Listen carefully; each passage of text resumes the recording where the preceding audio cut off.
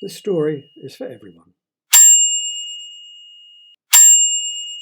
It's called The Cost of Living. It was the price of the sprouts. The round, green little wrinklies seemed to be grinning at him. John checked last week's price on his iPad. He had been right to pause before taking any. The price had doubled, as had potatoes, cabbages, and beans.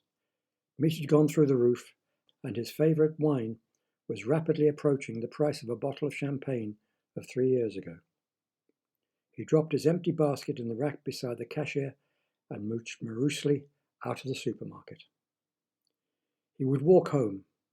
The minimum fare on the bus had jumped twice that year, so John now walked everywhere. His rent was due for renewal in a fortnight, the rates were on their way to heaven, and his pension had not increased for 2 years.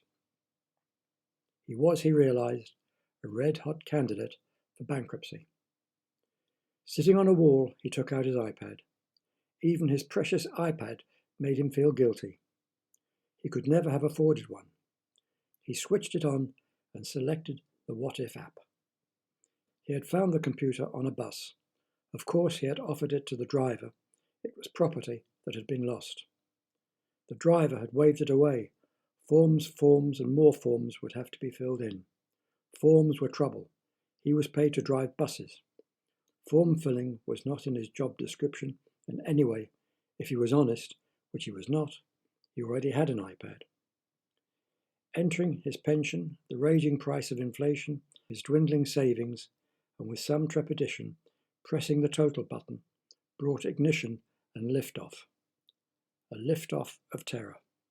In only 3 months, he would not only be bankrupt, but even worse, he would be broke. A restless night of tossing and turning left bleary-eyed John gazing into his cornflakes. Soon he would not be able to afford even those. Everything he touched, the packet of tea, the bottle of milk, the spoon, and the sugar, seemed to be getting more expensive by the minute. He was trapped by the cost of living. The answer, the escape from the snaking problems tightening around him, came with the last drop of his washing up liquid. The green soap rapidly dispersed in a bowl of water. Within a second, its existence had vanished. John stared out of his kitchen window, his knuckles turning white from his grip on the sink. It was his answer. If he could not afford the cost of living, then he wouldn't live. He would die.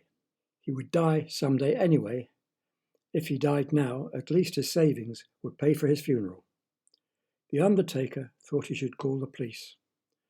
The nut before him explained he was going to commit suicide, but wanted to finalize his funeral arrangements before he did so.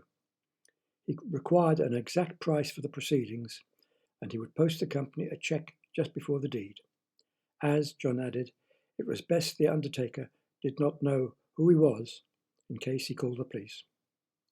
There were, of course, his possessions. He could sell the furniture on eBay, and apart from a few old paintings that had been hanging in the hall when he moved in, that was it. The paintings he would sell.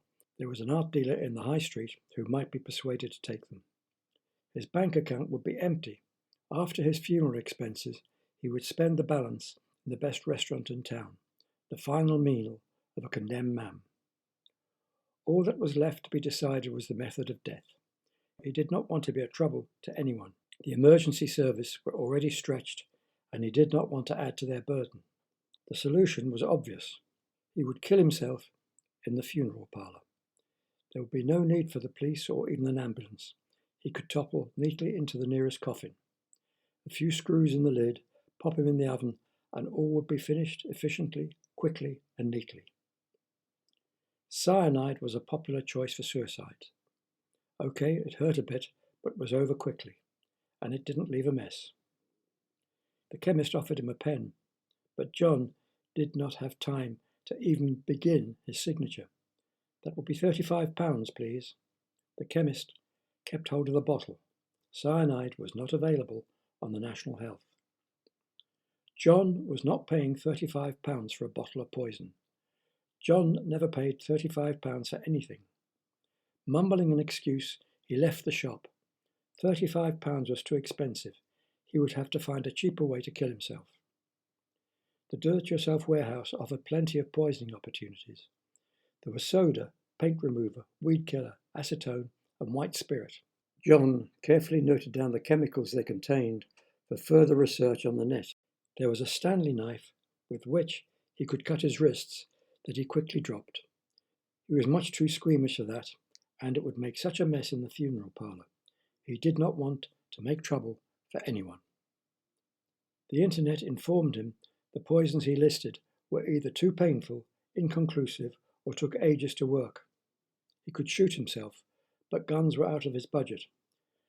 Throwing himself off a train, off a bridge, or in front of a bus caused too many problems for others. Also, he had read a road death cost the taxpayer at least £30,000. He certainly did not want to be responsible for such a huge sum.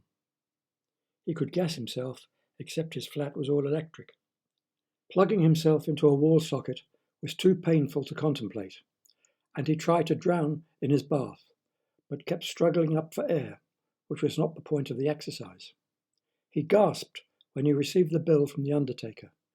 If the cost of living was expensive, the cost of dying was ruinous. To kill himself in the funeral parlour was an ambition that was rapidly fading, which allowed another problem to loom, the after event. He could not leave his body lying around just anywhere. He did not want to shock anyone who found him. It would involve removal costs and possible publicity that he did not want. Ideally, he should just vaporize and vanish, like the washing up liquid. There was only one way he could do that, and he warmed rapidly to the idea. He would blow himself up. It would have to be in open country, far from people and property, and powerful enough to leave no costly traces. But there the portcullis slammed down, and the drawbridge was raised. For once, the internet failed. There were plenty of videos to make bombs, flour bombs, vinegar bombs, even stink bombs, but nothing powerful or serious, and he really did not have the time or the inclinations to join a band of fanatics or a terrorist group. But the old-fashioned and scorned institution, the reference library, did not disappoint. Officialdom had forgotten to remove war crime recipes for making homemade munitions to kill the approaching German army. This time his trip to the do-it-yourself den was more profitable. On a borrowed trolley, he wheeled home a bag of fertilizer, far more than was necessary, but as a generous gesture, he decided to use the entire bag. Another bag, this time of soda, a kitchen timer, and the rest of the necessary equipment. He waited for a good weather forecast. Nothing must get damp in case of malfunction, and with his suitcase full of death, happily caught a bus to his killing field. He chose a quarry. Stone would not carry a fire. The bang would be huge, and the cliffs would help deaden the sound. He set the timer for 6 a.m. and settled into his old sleeping bag. The last thing he saw before falling into a relaxed sleep was the sun going down behind his suitcase. The birds were singing in heaven. Fair weather cumulus floated in blue sky, and the sun gently toasted his face. Except he was not in heaven. He was still in the quarry and whole. In one piece, nothing was missing, except his suitcase. It was gone, stolen. The crushing disappointment of life flattened him. He was broke. The undertaker would be banking his check. He had spent everything on a bomb and his last supper. He would even have to walk back home. It was 2 miles back before he came to the hole. The road had been turned into a large crater, 20 foot wide, surrounded by police tape, fire engines, ambulances, and worried-looking officials, everything he had tried to avoid. There was a positive. His bomb had worked. He looked again at the crater, and well, there was nothing left of the thief, and just the wheels of his car. It was another 2 hours weary tramping before he turned into the high street.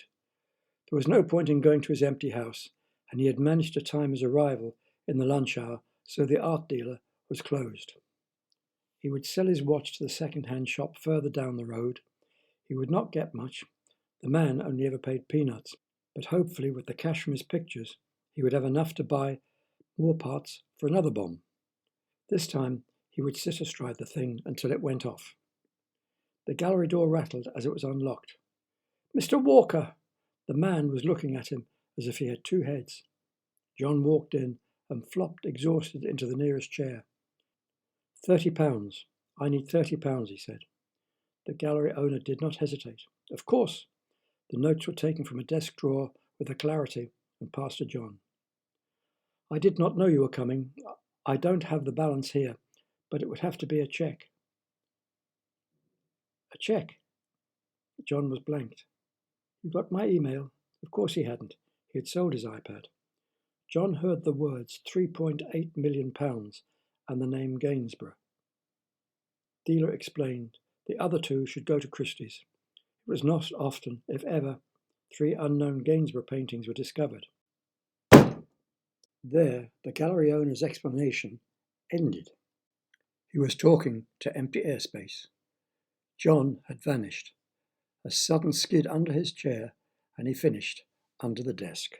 The acidic burning of the paramedic's smelling salts brought light back to his black, and in that moment a brilliant flash of understanding hit John. Suddenly everything fell into place. The price of artworks had been soaring, like everything else, for years. His life had been saved by what had been killing him: the cost of living.